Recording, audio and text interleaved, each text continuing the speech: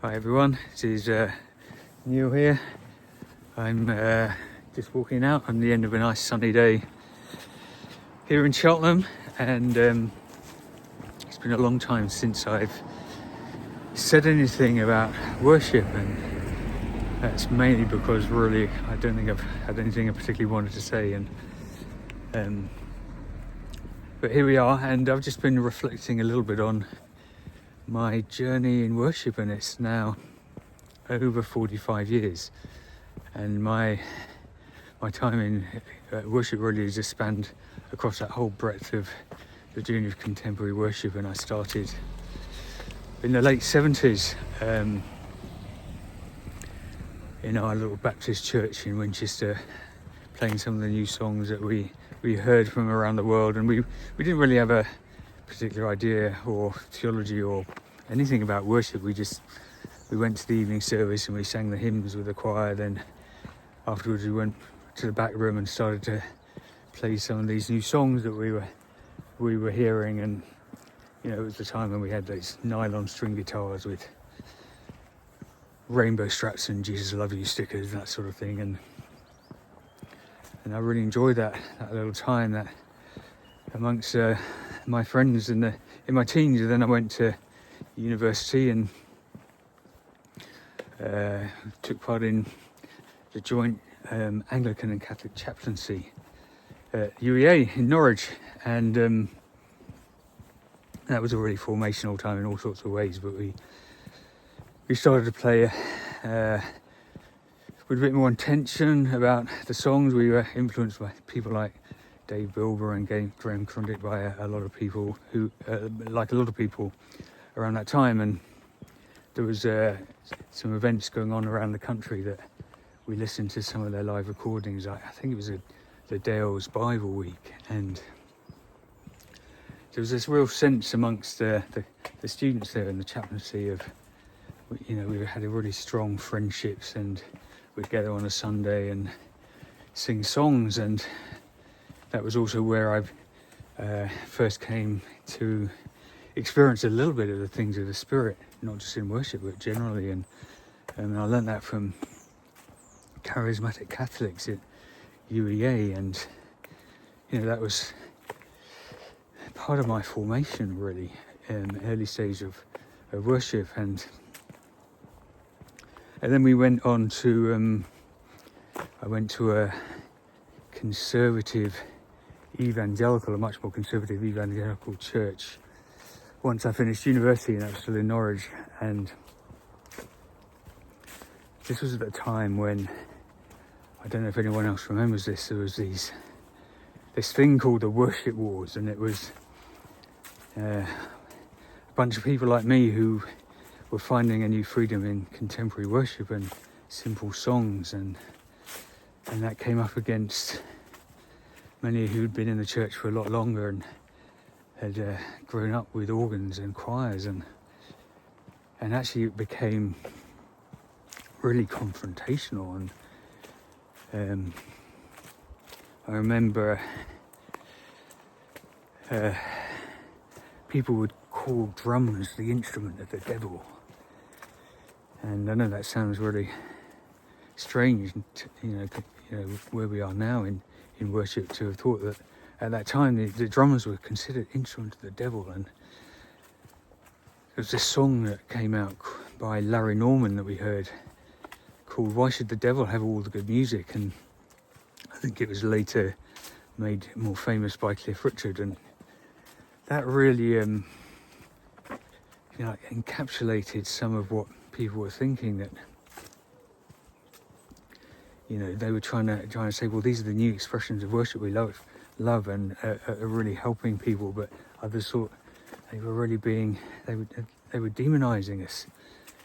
And we would end up, you know, in our church, our large evangelical church in Norwich, and you know, on one side would be the organ, and on the other side would be us in this little music group, and it felt like we were always battling against one another. And I remember one service, I think we were doing Shine Jesus Shine, so that dates it. So this is like, I don't know, the mid-late 80s. And we got to this last song, and it was Shine Jesus Shine, and I thought I was leading it with a music group, and the organist obviously had other ideas. And just as I was about to start, he started leading Shine Jesus Shine on the organ, which is okay, fair enough. And so we joined in, but then it soon became obvious that between each verse and chorus, the organist was playing two bars and we were playing 4 bars. So by about the 3rd verse, we were completely out, and there was this awful cacophony of sound, and it just, made me. It was like an illustration of how this thing had become. It become so confrontational, and this phrase, the worship wars. It was real, and some of us lived through that, and it just makes me so sad, really, when I think back at how something was meant to be something that united people became so divisive. And but still we carried on, and we had some good times and some bad times, and but I remember it sort of all came to a bit of a screeching halt, because I remember one service, for some reason what we did really upset the Conservatives in the church, and I'm probably, knowing it was me, I probably had chosen some wrong songs or done something I shouldn't anyway. And we were then summoned, and we had this big sort of meeting with all the elders and the vicar and the others, and they basically clamped down. They went one by one, sort of telling me there was no place for this, I was unwise, I shouldn't be leading these sort of songs. And again, it was pretty soul destroying. And I remember the day after, wandering around our parish, sort of dazed and quite tearful. And I just realised at that point that this wasn't going to work. I couldn't stay at the church. And yes, it was a sad time. This thing that should be such a beautiful expression of the people of God have become so divisive. And so anyway, sorry, this isn't meant to be a sob story. This is just me reflecting on the journey, really, that brought me to where I am now. And so, but soon an opportunity came to move to Cheltenham, and I joined a church called Trinity Cheltenham, and I was there for 20 years. And I can say I still have such a deep love for the church and for the people in the church, and I had an absolute ball for a good long period of time there. We started, like a lot of churches in those days, with very little, a group of us with a few guitars and keyboards and a little PA system that didn't really work. And I seem to remember one of the first Sundays I was there, turned out the PA operator was a sweet old man, but was pretty much deaf. So, that was a good start. And we would balance overhead projectors up on the choir stalls so that people could start to sing some of the songs we were singing. And kids, if you don't know what overhead projectors are, Google it. And we had an organ up in the choir stalls, and I would play the organ for like an opening hymn, and I would leg it downstairs for the rest of the worship in the middle with the band, and then at the end I would probably leg it back up and play another hymn.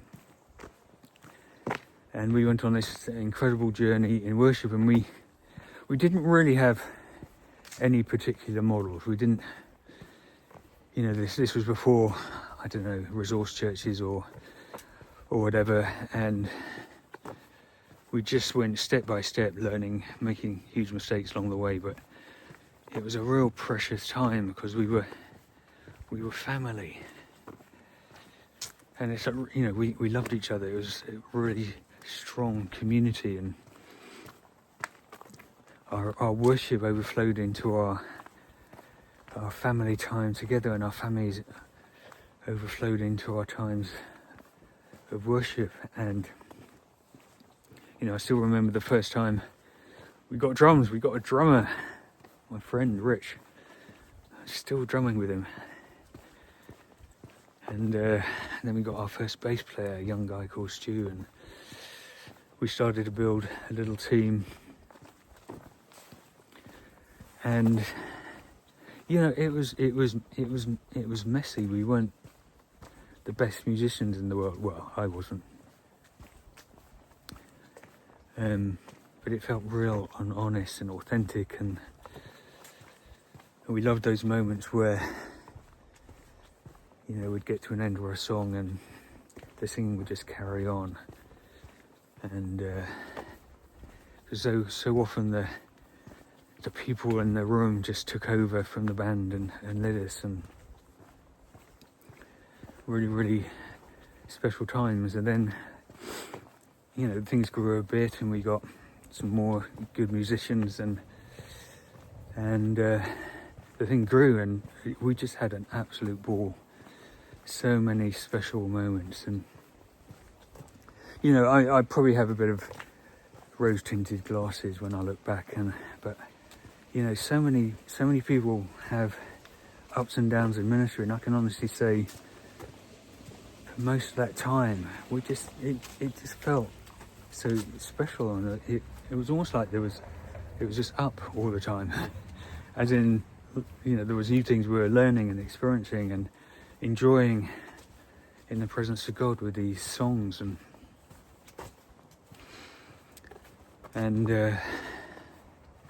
over that time I got involved a bit more with New Wine. I first went to they ran this conference called Lakeside. It was a sort of taster for New Wine, and led a bit of worship there, and I think I remember that. I think it was one of those weekends that absolutely tipped it down. I remember walking to the venue, and there was floods of water.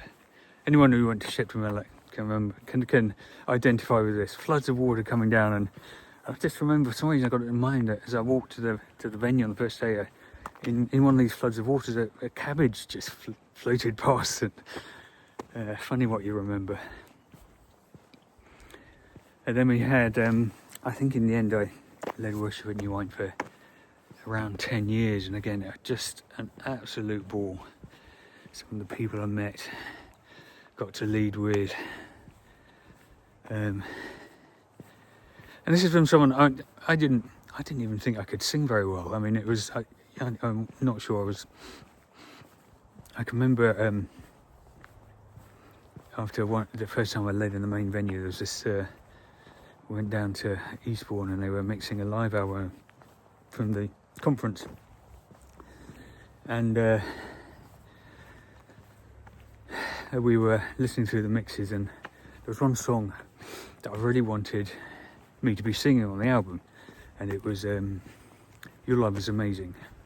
I think some of us will remember that, some of you might remember that song, and but we listened to the best take, and the band was pretty good.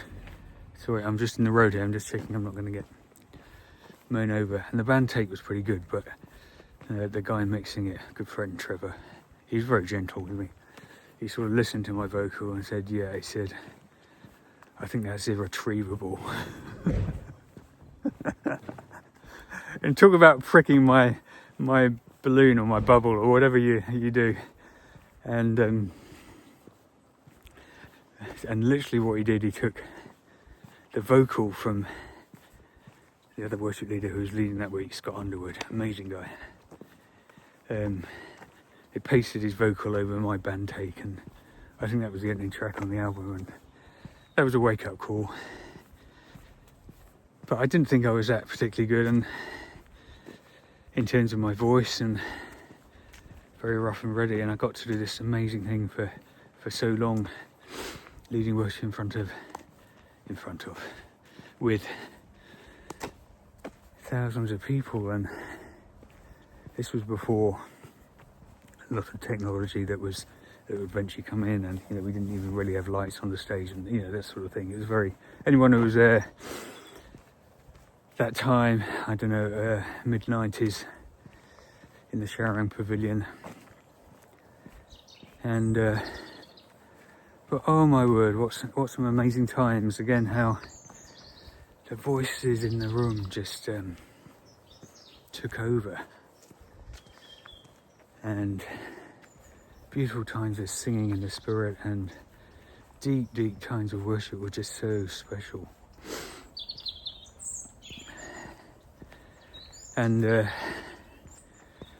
that lasted for around 10 years, and as many probably know a little bit, it didn't all end particularly well, and in the end we had to walk away from all of that because of everything that was happening at church and at New Wine, and it was a deeply unhappy time for us, and because I loved what I did. We loved what we did, and anyway, that's not the purpose of this video. I'm not going to talk about that. One day I hope I'll share some more, but I was ill for quite a while. We did a bit of church going, and we went to a church up the road, and they really looked after us and cared for us, and I had some deep reflection on a few things, and some of those reflections I'm still pondering today, but it became a time, aside from all the difficult stuff I was having to walk through anyway, when near the end of that time, just after I left it, I just started to feel the culture shifted in worship, not just in our church or with New Wine, but just generally. And there were some things that I loved, but some things that I still think about as being things that left me uncomfortable. And there's a couple of examples, just the sort of thing I was thinking. That I remember I wasn't leading worship at New Wine by this stage, but we went into the venue as people were setting up, and there was someone else running the stage, and I just remember being hit by this absolute wall of lights from the stage. It was, in one sense, it was amazing. It was moving lights and all sorts of stuff, and I just, for some reason, I was uncomfortable, but it just overwhelmed me. And I began to think, I said, what are we doing here? Where someone with a history and a deep love for everything that was happened, suddenly we had all these, lights, and anyway, that was just one thing that left me a bit uncomfortable. I wasn't quite sure why were we doing that? Why was it even needed? What was missing? And I couldn't see what was missing. Anyway, and then there was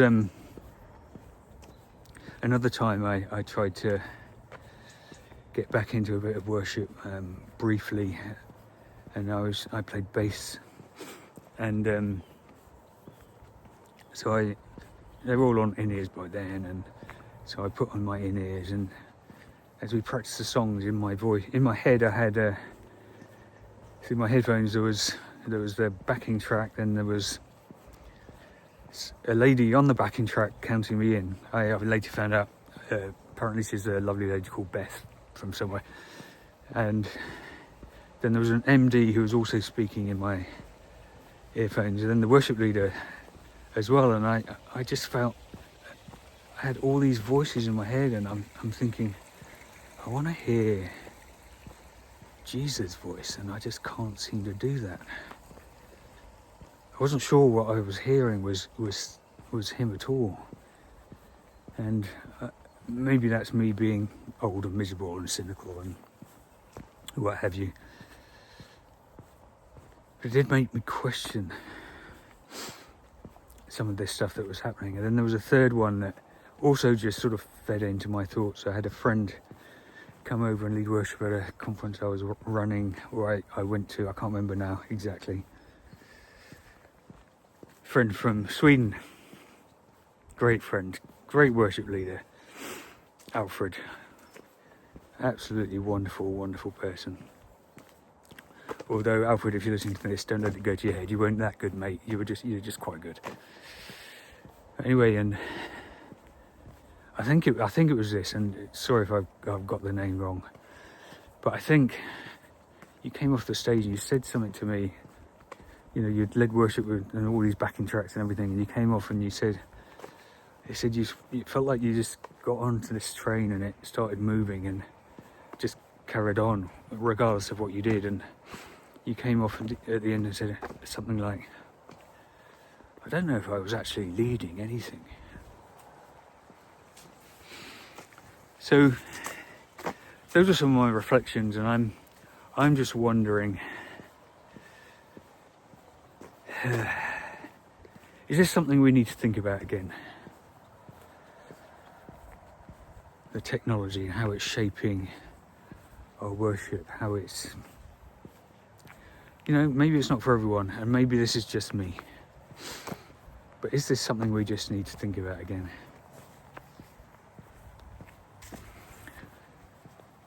Anyway, back to my story, and look, isn't this beautiful? This is Prestbury, ladies and gentlemen. It's also very cold, which is why I'm not really speaking very clearly. But it's a beautiful, beautiful place to live. And anyway, so where was I? Oh yeah. So I had, as you know, I'd had this time when we'd had to walk away. I wasn't really doing much. I was sort of hanging in with church. One of my friends, Vicky, to call me, how's it going? And I was texting back, I'm hanging in. And actually that's been one of my stories over the last few whiles, is like I'm hanging in there, and I'm hanging in because I still believe in all this stuff. I still believe in church, I still believe in worship, even though some of it's been really hard more recently. But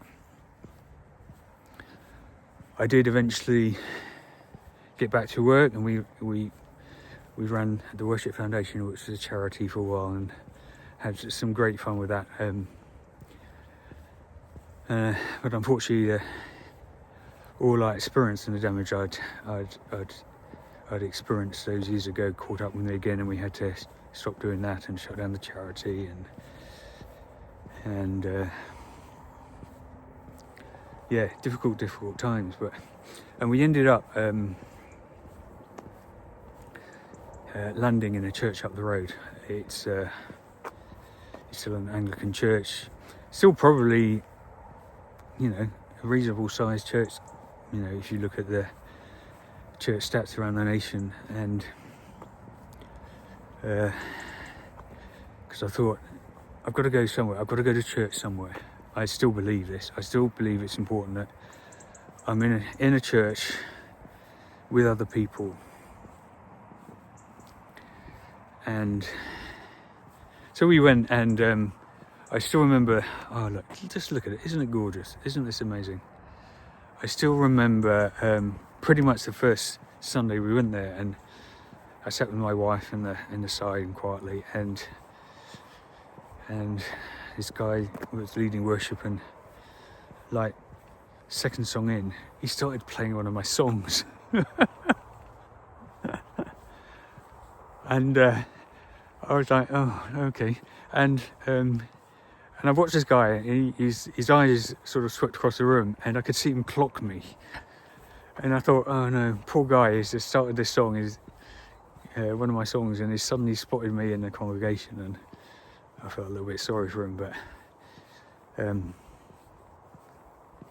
But yeah, we joined this church, and I'm going to be honest, for a year,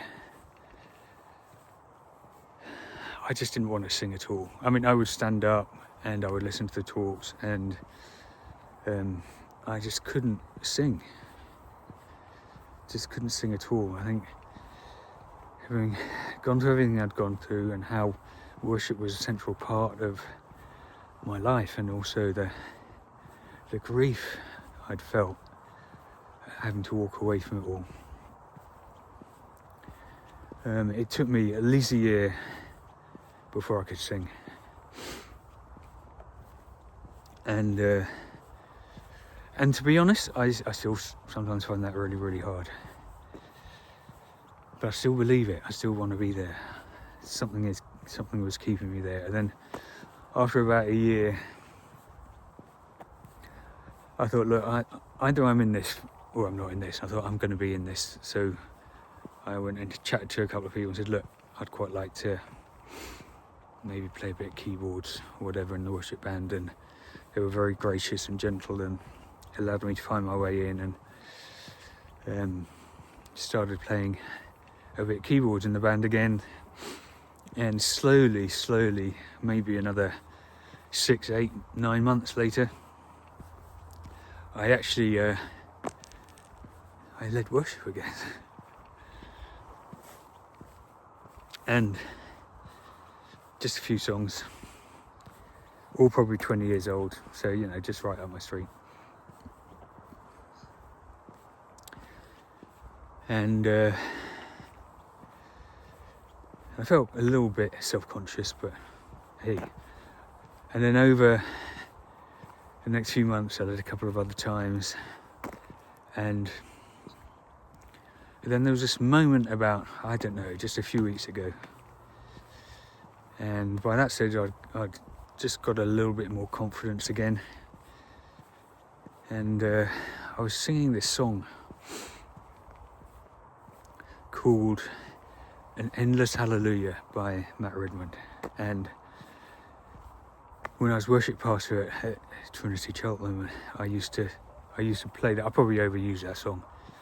Just such an amazing song. Look it up if you've not sung it. And anyway, I was leading this song in our new church, and I just felt, oh my word, I can still do this. I can still stand in front of church and lead a song. And it was like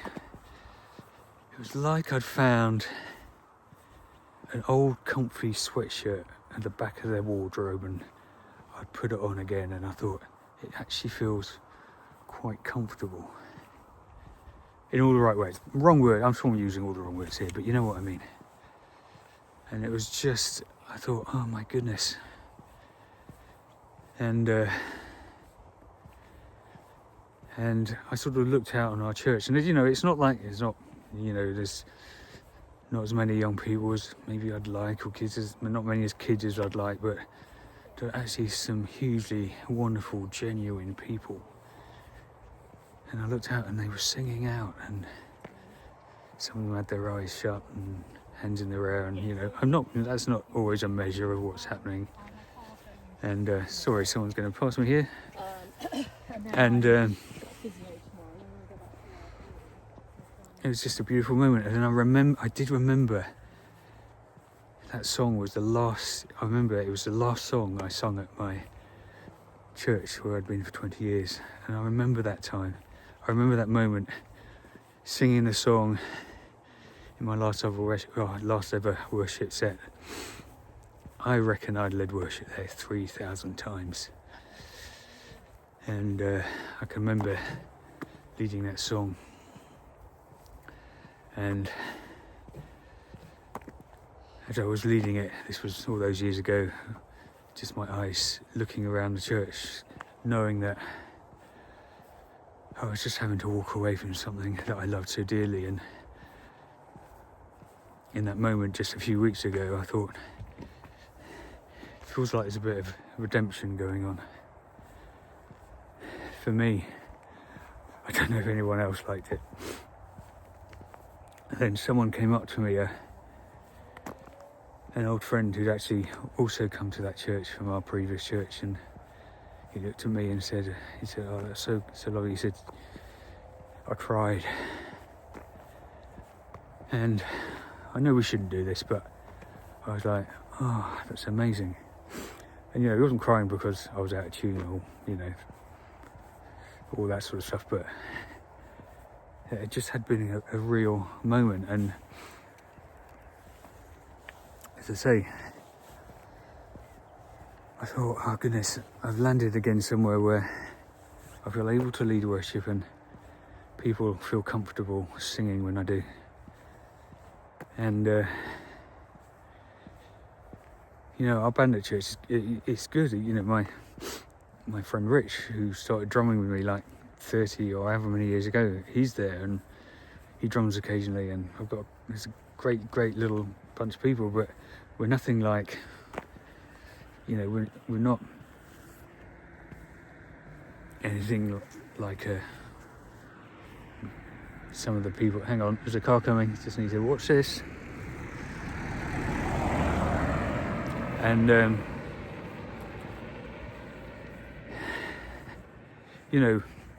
I'm sure there are better worship teams, more competent worship teams than us around there, but what we've got is really honest and real. It's really real. And I was just sort of like I'm just really grateful for that, because I've had all this journey of worship, and I've got to do these amazing things and been in these huge venues and travelled Europe and all sorts of places, and yet the place that feels most honest now is just being in my local church with a bunch of people singing simple songs. And the thing is about our church is, we don't have a massive PA system. We've got a couple of screens, and it's not bad. But boy, do people sing. And this time a couple of weeks ago, I just sat and I was leading worship. I didn't sat or standing up. You know what I mean? But I just a couple of times I thought, goodness, these people sing, and how much I love hearing people's voices when they sing. I'm just so grateful for that. And yeah, so that was really a long story, a long thought. And if you've got to the end of it and you've listened to it, marvellous. But I don't know, maybe there are others out there who've gone through similar things to me, where they found some really difficult experiences of church and they've just hung in, and maybe not everyone's as fortunate as me to find a church up the road that just feels so healthy and real and honest, but I just feel I've rediscovered something that somewhere in the middle there I lost along the way, amongst all the lights and the sounds and the technology and the conferences, and I'm really grateful for that. And that's it for me. It is now the sun has now just about gone down and my lips are freezing up, so I'm going to sign off, and maybe I'll do another of these sometime soon. I don't know, we'll see. Well, bye for now.